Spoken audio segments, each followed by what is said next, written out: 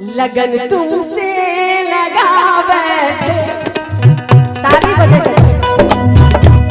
लगन तुमसे लगा बैठे जो होगा देखा जाए लगन तुमसे लगा बैठे लगन तुमसे लगा बैठे जो होगा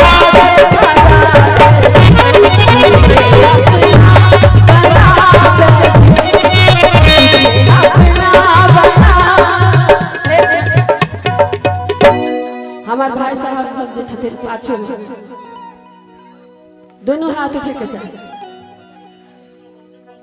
भगवान की कृपा अगर जिनका पर भ जाए सौंप दिया है जीवन का सब भार तुम्हारे हाथों में उद्धार पतन अब मेरा है सरकार तुम्हारे हाथ दोनों हाथ उठे के जाए लगन तुमसे लगा बैठे लगन तुमसे लगा बैठे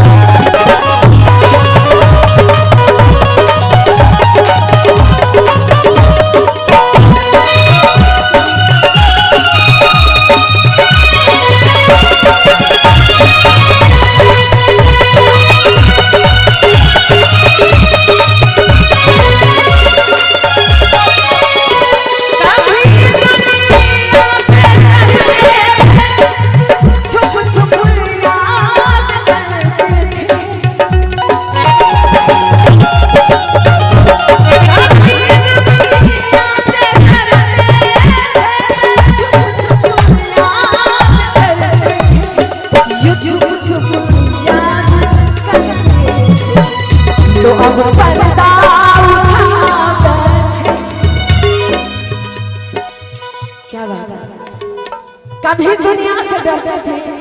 तुम्हें छुप छुप याद करते थे कि लो पर्दा उठा बैठे कि अब पर्दा उठा बैठे जो होगा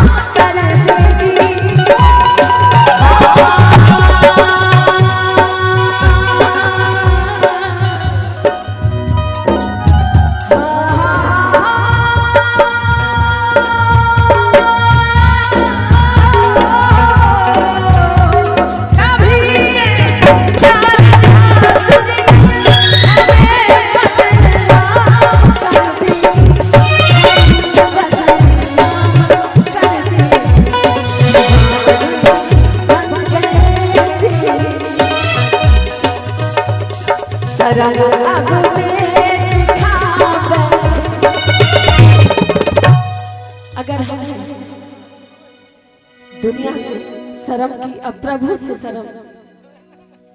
करते रहे सब दिन। हम तो दुनिया में यूं ही घूमते रहे, मगर भगवान से हमने शर्म की। शर्म अब दोनों हाथ उठने चाहिए जिन्हें प्रभु ने दी है।